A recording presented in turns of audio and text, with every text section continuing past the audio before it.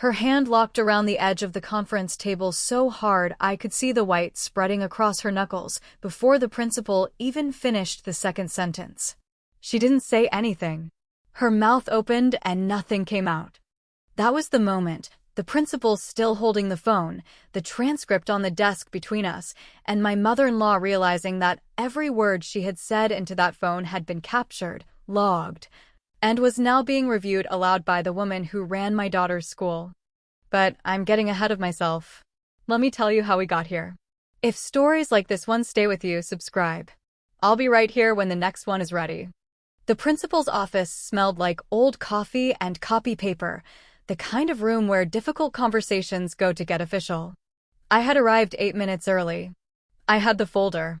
I had my phone. I had the name and direct line of my family law attorney, Renata Solis, written on the inside cover of that folder in blue ink, the way I had been writing it everywhere for 6 months. My mother-in-law, Deborah Haynes, was already seated when I walked in. She had chosen the chair closest to the principal's desk, the one that puts you slightly above the person across from you. I noticed that immediately. I sat down anyway and set the folder on my lap. What I didn't know that morning was that the school had already pulled 3 months of their own records before calling either of us in. My name is Nadia Okafor-Wells. I use my husband's last name at work and my maiden name at home, which tells you something about how I have learned to keep my world separate. I am 38 years old. I am a paralegal at a family law firm, a detail that becomes relevant quickly. My husband, Garrett Wells, and I have been married for 4 years. My daughter, Imani, is 10 years old and biologically mine from before I met Garrett. She has never known her biological father, so Garrett is the only father she has known, and she loves him the way a child loves someone who chose them. Garrett's mother, Deborah Haynes, my mother-in-law by marriage, no blood relation to me or to Imani, had been in our lives since the wedding. His sister, Priya Wells, married into a South Asian family and kept the name, lives 40 minutes away, and had made it clear early on that she preferred to follow her mother's lead in most things. These are the people in this story. Deborah Haynes had a way of making her opinions feel like facts and her preferences feel like requirements. She was a retired school district administrator. She had spent 30 years in education, and she never let you forget it. Within the first year of my marriage to Garrett, she had made 3 things clear. She believed Imani's academic success was directly tied to Garrett's influence in the household. She believed I was professionally overextended and emotionally unavailable. And she believed that a child raised by a single mother before remarriage carried what she called a learning gap. She never said it in those exact words. She said it in the way she asked about homework. She said it in the way she lingered on report card season. She said it in the way she suggested, gently, that Imani might benefit from a tutor for math, even though Imani's math grade was a 94. Deborah had a habit of setting her reading glasses on top of her head and then forgetting they were there when she was talking. She would reach up mid-sentence to push them back as if she was composing herself, and then find they were already there, and her hand would hover for just a second before she brought it back down. I noticed that in our second month of knowing each other. I noticed it every time she was saying something she knew she couldn't quite defend. The first incident I remember clearly was the science fair in February of Imani's 3rd grade. Imani had built a working model of a water filtration system. She had drawn the diagrams herself, and her teacher had sent a note home saying it was one of the more sophisticated entries for that age group. Deborah came to the fair. She stood in front of the display for a long moment, and then turned to Garrett and said, loud enough for Imani to hear, she probably had a lot of help. That was it. No asterisk. No softening. Just the implication, floated into the room like it was nothing, that Imani could not have done this herself. Imani went very quiet after that. She is the kind of child who does not cry in public. She went quiet, and she found something on the table to look at, and I watched her hold herself together with the kind of discipline that broke my heart a little, because she was 8 years old, and she had already learned she needed it. I smiled at Deborah and said that Imani had done every piece of it independently, because her teacher had required it. Deborah pushed her glasses up to the top of her head. I filed that moment away. Not out of bitterness, out of precision. The second incident happened 18 months later, over dinner at Deborah's house. Imani had been placed in the accelerated reading group at school, and her teacher had sent a letter home. I mentioned it the way you mention good news, casually, because I wanted it to be normal, because I wanted Imani to hear that it was normal. Deborah listened. Then she said, very evenly, accelerated reading in elementary school doesn't always translate. Some children peak early. She said it to the table. Not to me. Not to Imani. To the air in the room. Garrett changed the subject. Priya refilled her water glass. I understood something that night that I had been circling around for months. Deborah did not dislike Imani. She was genuinely afraid of her. A 10-year-old girl with a 96 grade point average and a mother with legal training was not the version of this family Deborah had imagined, and the distance between what she had imagined and what was real made her afraid. People like her needed to narrow that distance. The only tool she had was language. She had been using it on Imani since she was 8 years old. I had 14 of those moments cataloged by now. I was not angry. I was taking notes. Then came what I think of as the third incident, except by then it had stopped feeling like an incident and started feeling like a campaign. Imani's school had announced the honors program selection process in early October. The program was academically competitive, invitation-based, and began in 5th grade. Imani was a 4th grader with eligibility criteria that put her in the top bracket. Her teacher, a woman named Ms. Gloria Tan, had already told me informally that Imani was an excellent candidate and that she would be submitted for review. I had not mentioned this to Deborah. I did not mention most things to Deborah by then.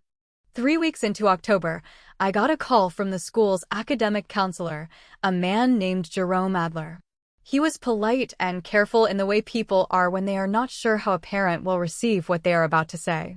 He told me that the school had received a call from someone identifying herself as Imani's grandmother, a family member, she had said, with long experience in educational administration, who had expressed concern that Imani might be placed in a program above her functional capacity.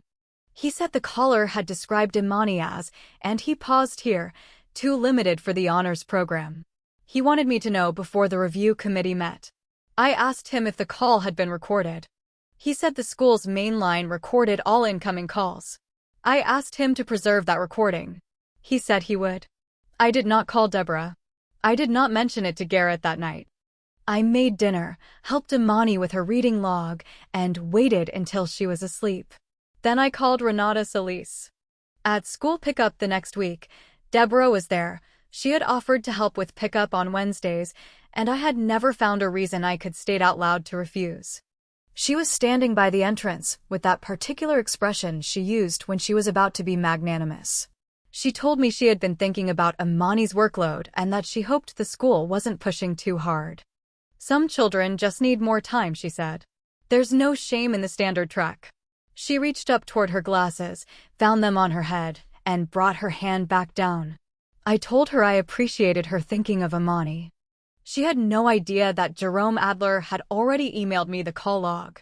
She had no idea that I had been building a file for 6 months. She had no idea that Renata Solis had reviewed 4 of the prior incidents and had already begun drafting a formal letter to the district. And she had absolutely no idea that the school principal, a woman named Dr. Claudette Marsh, had called me the Thursday before and reviewed the full recorded transcript aloud over the phone while I sat at my kitchen table with a notepad and wrote down every word.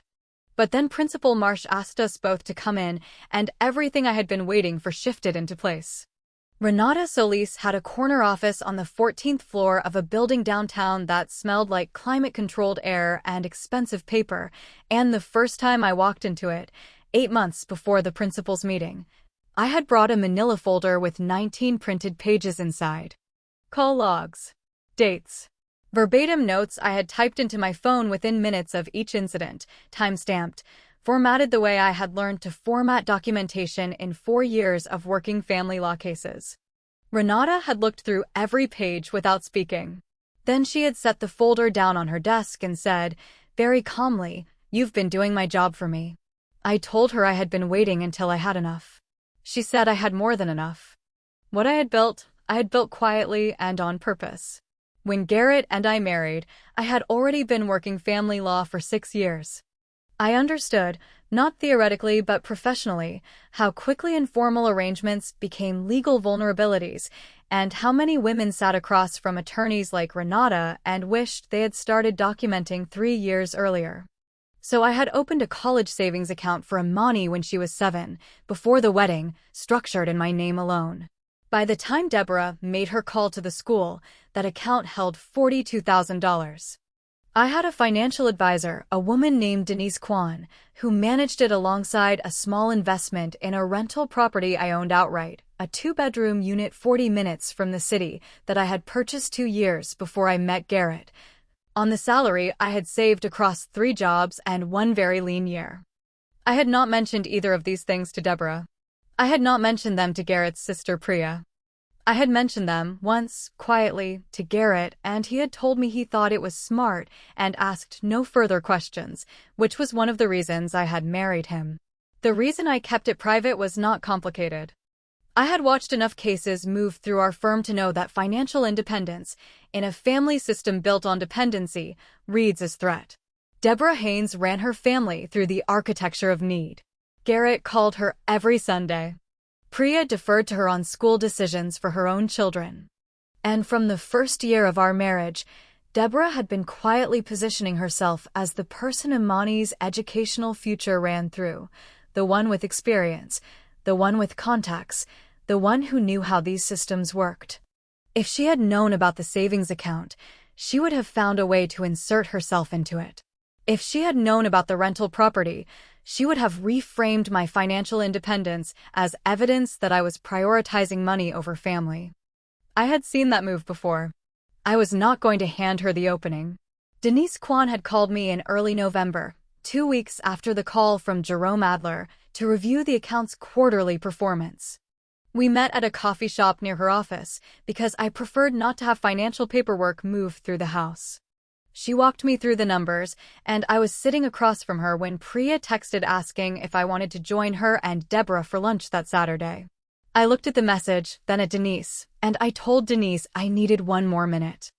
I typed back that I would come, and then I put my phone face down.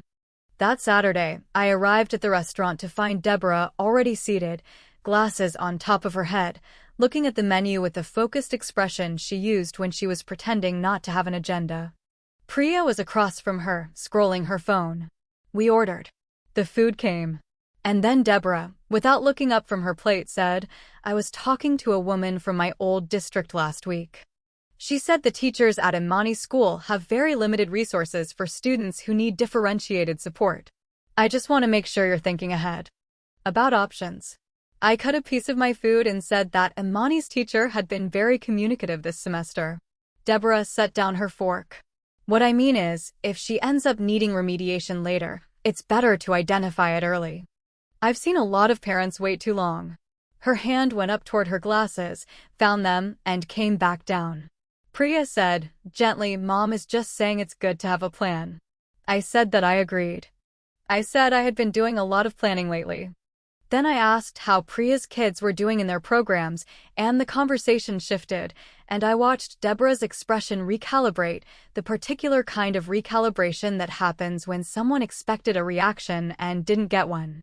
What Deborah did not know was that 40 minutes earlier, sitting in my car in the parking lot, I had forwarded 6 more pages of documentation to Renata Solis.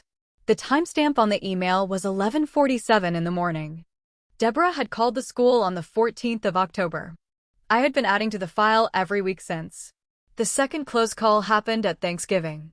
Garrett's family gathered at Deborah's house, a tradition I had never managed to gracefully exit, and after dinner, when the table had been cleared and the men had drifted to the living room, Deborah and Priya and I were standing in the kitchen with glasses of wine we were pretending to enjoy. Deborah asked, in the conversational tone she used when she was hunting, whether I had thought about what would happen to Imani's school placement if our circumstances changed. I asked what circumstances she meant. She said, "Financial circumstances.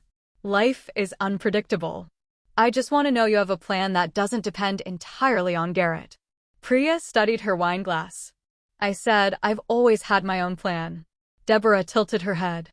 Meaning what, exactly? The paralegal salary. And there it was, the opening I had been watching for. She was asking me to prove myself. She was inviting me to show her what I had, because she believed what I had would be small enough to dismiss. I had come within one sentence of telling her about Denise Kwan. Within 2 sentences of telling her about the property. The number was right there in my throat, 42,000 and growing, the deed, the account statement I had reviewed that morning. I let it go. I said, I've been careful. We're fine. Her eyes held mine for a second longer than comfortable. Then she said, I'm sure you have been, in a tone that meant the opposite, and refilled her glass. I drove home that night with my hands steady on the wheel and called Renata from the driveway. I told her I needed to move to the next step. She said the demand letter was ready whenever I was. I told her to hold it 2 more weeks. I had something else I was waiting on. I had come that close to losing everything I had built. Renata's demand letter had been drafted since early November. It cited 3 specific incidents, named the school call as its centerpiece, and requested a formal written commitment from Deborah Haynes, through her own attorney, if she chose to retain one, that she would cease all contact with Imani's school, her teachers, her counselors, and any academic program administrators, without my explicit written consent. It also requested acknowledgement that the October 14th call had occurred and had been made without parental authorization. What the letter did not reveal, what I had instructed Renata to withhold for now, was the full scope of the recording, the call log pattern, or the formal complaint I had already filed with the district's administrative office. I wanted Deborah to respond before she knew the size of the room she was standing in. The timeline I had been working toward was the honors program review, scheduled for the 2nd week of January. If Imani was selected, and Ms. Tan had told me informally that she expected she would be, I wanted Deborah's interference to be formally on record before the selection was announced.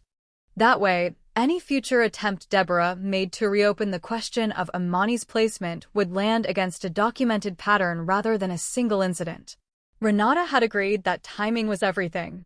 We were 3 weeks out. And then Deborah made the decision that changed everything. It was a Wednesday evening. Garrett was traveling for work.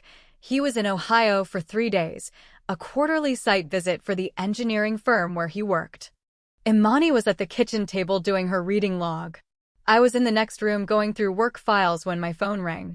It was a number I recognized as Deborah's landline. I let it ring. She called again 6 minutes later. Then Priya called, and I answered because Priya's calls tended to have actual information in them.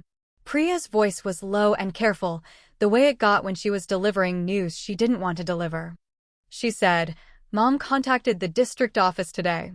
She told them she was concerned about Imani's honors program eligibility and that she had documentation of learning challenges she wanted submitted to the review committee. I set down the folder I was holding. Documentation, I said. She said she had notes from her years in education. She said she was submitting them as a concerned family member with professional background. I looked through the doorway at Imani, who was writing something in her log with her left hand pressed flat against the page the way she always did, focused, completely unbothered by any of the machinery turning in the rooms around her. When did she submit it? I said. This afternoon. Around 2. I thanked Priya. I said I needed to go. She started to say something else. I think it was the beginning of an apology, and I told her I'd call her tomorrow and ended the call. I walked to the kitchen table. I told Imani she was doing a great job on her log. I asked if she wanted a snack before bed. She said she wanted the apple slices with the peanut butter. I made them. I sat with her while she finished the last 2 entries. Then I walked her through her bedtime routine, tucked her in, turned off her light, and went back to the kitchen. I stood at the counter for a long moment with my hands flat on the cold surface. What Deborah had done was not a misunderstanding. It was not a grandmother overstepping out of misplaced love. She had submitted fabricated documentation to an academic review committee evaluating my daughter's placement in a competitive program, a child with a 96 grade point average, with the deliberate intent to have her excluded. She had used her professional credentials as a former district administrator to give those materials institutional credibility. She had done it on a Wednesday afternoon while Garrett was in Ohio, and while she had reason to believe I might not find out until after the committee had already reviewed the submission, I picked up my phone. I called Renata Solis at 8:51 in the evening. Renata picked up on the second ring. I said, "She submitted materials to the review committee today. Falsified, based on what she's told us she has. I need you to file the demand letter tonight and contact the district's legal office first thing tomorrow. I also need to know if what she did rises to the level of a formal complaint to the state education board, because I want that avenue open." There was a brief pause on Renata's end. Then her voice settled into the particular calm it took when she was moving into action mode. "It rises. I'll have the letter out before midnight. I'll call the district's general counsel at 8 tomorrow morning. Do you have documentation that the submission occurred?" "I have Priya's call. I'll follow up with the district directly for their intake records." "Good. One more thing." A pause. "You should know this changes the character of the complaint. We're no longer talking about interference in your personal parenting space. She submitted materials to an official academic proceeding. That's a different category." I said I understood. I signed the authorization for the formal filing at 9:17 that evening on the document Renata sent to my email. The confirmation came back in under 4 minutes. I sat at the kitchen table in the quiet of the house, Imani asleep down the hall, and I looked at the timestamp on that confirmation for a long moment. Deborah called twice more that evening. I let both calls go to voicemail. Everything I needed to say, I would say once, and Principal Marsh had already offered me the room. Principal Claudette Marsh had arranged the room with the deliberate neutrality of someone who had done this before. A round table. 4 chairs. A box of tissues on the credenza that nobody would acknowledge. The school's administrative assistant, a woman named Bev, had set 2 water glasses on the table and then quietly closed the door behind her on her way out. I arrived first. I had chosen the chair that faced the door, not dramatically, just practically. I set my folder on the table in front of me and placed my phone beside it, screen down. Deborah arrived 7 minutes later with Garrett, who had driven back from Ohio the night before. I had told him what happened. I had told him everything in sequence, sitting at the kitchen table at 10:30 at night with the authorization confirmation still open on my phone. He had listened without interrupting, which was one of the things I had always respected about him. When I finished, he had been quiet for a long moment. Then he had said, "She called the school and said that." It was not a question. I told him yes. He said he would be there Thursday. He sat down now across from me with the look of a man who was trying to hold 2 versions of his mother in his mind at once and could not make them fit together. Deborah sat beside him.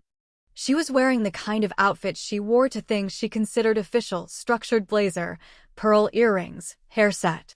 She looked at the folder on the table in front of me and then looked away. Her reading glasses were on top of her head. She folded her hands on the table. Principal Marsh came in last, with Jerome Adler behind her. Marsh was a compact woman in her mid-50s with the energy of someone who had stopped being surprised by anything parents or grandparents did approximately 20 years ago. She sat down, opened a folder of her own, and looked around the table once before speaking. She said, "I appreciate everyone coming in. I want to begin by clarifying the purpose of this meeting. The school received 2 separate communications regarding Imani's honors program eligibility that I want to address together. Mrs. Okafor-Wells, I've asked you here because you are Imani's parent and legal guardian. Mrs. Haynes, I've asked you here because both communications originated from you." Deborah's chin came up slightly. "I came because I care about Imani's future. I have 30 years in education. I think that entitles me to a perspective." Marsh looked at her for a moment with no particular expression. "We'll get to that." She turned to Jerome Adler, who opened a manila folder and slid a single printed page to the center of the table. I looked at the folder in my hands. I had waited a long time for this moment. Adler said, "This is the transcript from the call received on October 14th. The call came in at 2:17 in the afternoon. The caller identified herself as Imani's grandmother and described herself as a former district administrator. He paused. I'm going to go through the relevant portion. He went through it. Not quickly. He went through each line the way Jerome Adler, a man who had spent 15 years in academic counseling and clearly understood the weight of what he was reading, felt it deserved to be gone through. Deborah's mother called my daughter too limited. She said it twice, in slightly different formulations. She said the honors program would set unrealistic expectations. She said she had observed Imani's academic performance over several years and had concerns she felt a professional obligation to share. Garrett did not move. His hands were flat on the table. I watched him absorb each sentence. Deborah said, before Adler had finished, I want to provide context for that call. Marsh said, calmly, you'll have the opportunity. She nodded at Adler to continue. He finished. He set the page down. A pause settled over the room, 2 seconds, 3, and nobody filled it. Then Deborah said, I made that call because I was worried. I have a professional background that is relevant. I was not trying to harm Imani. I was trying to make sure the school had a complete picture. Garrett's voice came out quiet and very even. What picture, Mom? She has a 96 average. Her hands shifted on the table. Grades aren't the whole story, Garrett. I've seen children placed in accelerated programs they weren't ready for, and the damage that does. I have seen it up close for 3 decades. She's ready, he said. Deborah's jaw tightened. You don't have the professional background to assess that. I reached for the folder. I said, I'd like to add something to this conversation if that's all right. I looked at Marsh, who nodded. I opened the folder and took out the first section, 12 pages, printed and tabbed, and placed it on the table where everyone could see it. This is a log of communications from Deborah to institutions connected to Imani's education and care, going back 6 months. Dates, times, the content of each communication as I was able to document it. I've been working with a family law attorney named Renata Solis on this matter. These materials were submitted to her office and to the district's administrative office on Wednesday evening. Something shifted in Deborah's expression, too fast to name, but I saw it. She glanced at the pages. Then she looked at Garrett. Garrett was looking at the pages. Adler reached across, with Marsh's nod, and took the log. He began going through it. He did not speak for almost a full minute. Deborah said, I don't know what she's told you, her attorney said, but... Her voice stopped. Something in it had gone wrong. It came out slightly higher than she intended, with an edge of breath behind it. She stopped herself. She started again, more carefully. I have not done anything improper. I have acted as a concerned family member with relevant expertise. That is not a legal matter. I said, the district's general counsel disagrees with that assessment. Renata Solis sent a formal communication to their office yesterday morning. The district's response arrived at 4:30 in the afternoon. I took out the second document and placed it on the table. This is the district's acknowledgement of the formal complaint and their confirmation that the materials you submitted to the review committee on Wednesday have been quarantined pending review. They will not be considered in Imani's evaluation. The colors started leaving Deborah's face. Not dramatically, it was the kind of draining that happens when a person's body understands something before their mind has caught up to it. Her hand reached the edge of the table and her fingers closed around it. Garrett said, very quietly, she submitted materials to the committee? I looked at him. Wednesday afternoon. While you were in Ohio. He turned to his mother.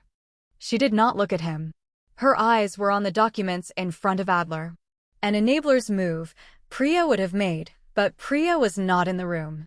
There was no one to redirect. There was just the table, and the documents, and the transcript, and the quiet. Marsh said, Mrs. Haynes, I want to be direct with you about where the school stands.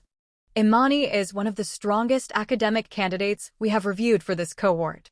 Her teacher's recommendation, her grade record, and her assessment scores all support her placement. The committee's evaluation will proceed on that basis. The materials you submitted have been removed from consideration, and we have documented the circumstances of their submission. Deborah said, I was trying to help. Her voice had changed. Something in it had gone soft at the wrong moment. Marsh said, I understand that may be how you experienced it. What I need you to understand is the effect. A child's academic opportunity was nearly compromised by information submitted by someone who is not her parent or legal guardian, submitted without the knowledge or consent of her parent, and submitted in a way that misrepresented its evidentiary basis. She paused. That is why we are here. That was the first document. I had 4 more. Garrett's hand moved across the table and settled near mine. Not on top of it, near it. It was a small thing. It was not a small thing at all. I took out the 3rd document. I said, this is a summary prepared by Renata Solis of the formal demand letter sent to Deborah's home address on Wednesday evening. The letter requests a written commitment to cease all unsolicited contact with Imani's school, teachers, counselors, and program administrators without my explicit written authorization. It also requests acknowledgement of the October 14th call. Deborah has until the 15th of January to respond through her own attorney or to sign the acknowledgement directly. Deborah laughed once. It had no warmth in it. You're going to serve me with a legal demand. Over a phone call. I said, over a pattern. The log you just reviewed represents 6 months of documented contact. The October 14th call is the centerpiece, not the entirety. She looked at Garrett. Are you going to let her do this? His voice came out without heat, which I think was the thing that landed hardest. You called her school, Mom. You told them she was too limited. She has a 96 average. He stopped. What did you think was going to happen? Deborah's breath changed. It became something shallower, something she was managing. Her hand had not left the edge of the table. She looked at me with an expression I had never seen from her before, not anger, not dismissal. Something more fundamental. The recognition that the room had turned and there was nowhere left to go. Her voice dropped to something careful. I have done everything for this family. Everything. I have given 30 years of my professional life to children's education. I know what I am talking about. I know what I see. And what I see. I said, what you see is a 10-year-old girl who earned a 96 grade point average without any help from you. What you see is something you don't have a category for. I kept my voice level. So you made one up. Nobody spoke. For 4 full seconds, nothing moved in that room. Then I reached for the last 2 documents. I set the 4th page on the table. It was a single sheet, the district's formal intake confirmation of the complaint I had filed, time-stamped, case-numbered, with the name of the administrator assigned to review it.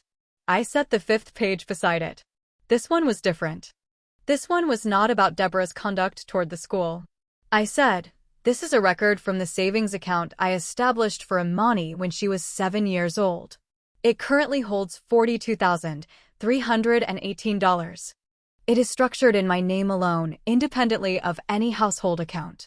It is designated for Imani's post-secondary education. I let that land.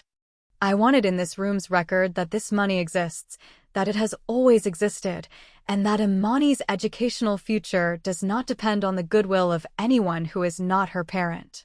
Deborah looked at the account summary the way a person looks at something they were not prepared for. Then she sat down. She had been sitting already, but something in her posture had been holding her up that wasn't there anymore. It was not dramatic. It was quiet. Like something essential had stopped working in the architecture of her certainty. Her glasses were on top of her head. Her hand came up toward them, found them, and stayed there, holding them in place over nothing, a habit without a purpose. Garrett looked at the account summary for a long moment. Then he looked at me. His eyes were bright in a way that had nothing to do with anger. Adler cleared his throat. He looked at Marsh. Marsh looked at the documents, then at Deborah, then at me. She said, I want to note, for the school's record, that this meeting has clarified the full context around the communications this office received. Imani's evaluation will proceed as scheduled. The district's complaint process will continue independently of anything discussed here today. She folded her hands on the table. Is there anything else either party needs from the school at this time? I said no. I said thank you. I began collecting my documents. Deborah said nothing. She was looking at the surface of the table. The hand with the glasses had come back down. Garrett said, Mom. I need you to go home. I'll call you tonight. She looked at him. For a moment I thought she was going to say something that would make this worse. Then she looked at me, not with hostility, not exactly. With something that might have been the first honest look she had ever given me. I did not look away. She stood. She picked up her purse. She walked out of that room without her reading glasses, which had fallen from the top of her head onto the chair when she stood. She did not notice. She did not come back for them. Garrett watched the door close behind her. He sat very still for a moment. Then he turned to me and said, quietly, $42,000. I said, $42,318. He looked at me for a long time. How long? Since before the wedding. He nodded slowly. I didn't know. I know, I said. That was the point. Principal Marsh was gathering her own folder. Adler was recapping his pen. The administrative machinery of the school was moving back into its routine, orderly and quiet, the way institutions do when a thing has been resolved. I sat at that round table for one more moment with my hands resting in my lap. They had stopped shaking. I realized I had been holding my breath since I walked into the building. I let it out slowly. Imani's review committee met the following Tuesday. The letter arrived on a Thursday, an invitation to the honors program, beginning the following fall semester. Ms. Gloria Ten called me before the letter arrived to tell me personally. She said Imani's submission had been one of the strongest of the cohort. I thanked her. I sat in my car in the school parking lot for a few minutes after the call ended, just sitting. Renata Solis sent the signed acknowledgement form to me on a Friday morning, 3 weeks after the meeting. Deborah had retained a local attorney, a man named Paul Greer, who had apparently advised her, correctly, that the demand letter was not worth contesting. She signed the acknowledgement. She committed in writing to direct all future communications about Imani's education through me, and only through me, in writing, with my explicit prior authorization required for any third-party contact. The district's complaint concluded with a formal notation in their administrative record. No further action was taken, but the notation existed dated, case-numbered, on file. That was enough. That was, in fact, exactly enough. In the months that followed, Deborah stopped attending school events. She stopped offering to do pickup on Wednesdays. She and Garrett spoke on the phone on Sunday evenings, shorter calls than before, with longer silences in them. Priya called me once, about 6 weeks after the meeting, and said she wanted to apologize for not speaking up sooner. I told her I appreciated that. I meant it. The family dynamic that had sustained Deborah's behavior for years was not a conspiracy. It was a habit, and habits are harder to dismantle than intentions. I was not interested in collecting apologies. I was interested in what happened next. Deborah moved, the following spring, to a smaller apartment 40 minutes from Garrett's family. The house she had lived in for 22 years went on the market in March. I do not know the details of the sale, and I did not ask. What I know is that the daily infrastructure of her influence, the proximity, the drop-ins, the Wednesday pickups, the Thanksgiving table where she had made her pronouncements and pushed her glasses up to her head, was gone. She had built her authority through access. Without the access, the authority had nothing to rest on. Imani started the honors program in the fall. She came home on the first day with a different kind of quiet than I had seen in her before, not the contained, self-protective quiet of the science fair, but something fuller. She sat at the kitchen table and went through her new materials with the focused, left hand flat on the page attention she always brought to things she cared about, and at one point she looked up and said, "Mom, did you know there's a whole unit on ecosystems?" I told her I did not know that. She went back to her reading. I still work with Renata Solis. I am now a senior paralegal at the firm, handling family law cases that involve documentation, institutional procedure, and the kind of evidence that takes 6 months to build. Denise Kwan reviewed the savings account in January and told me it was on track. The rental property had a good year. I do not say any of this to prove something. I say it because it is what is true, and because the woman who called my daughter too limited had decided, a long time ago, that I was someone who needed to be managed rather than known. She was wrong about Imani. She was wrong about me. The account balance and the property deed are not trophies, they are just documents. The same as everything else I have ever put in a folder and waited to use at the right moment. I don't hate Deborah Haynes. That would require me to spend energy on her that belongs to my daughter. What I feel most days is something much quieter than hate, more like the satisfaction of a file that has been closed correctly, tabbed, and put away. She had 30 years of professional experience. She had the family's deference. She had the confidence of someone who had never had her assumptions cost her anything. And then she picked up a phone and called a school about a child whose mother had been a paralegal in family law for 10 years, who had been documenting every call for 6 months, and who had a folder ready before she sat down. So, did I do the right thing, or should I have handled it differently? Tell me what you think in the comments. And if this story is the kind that stays with you, subscribe, there is more where this came from.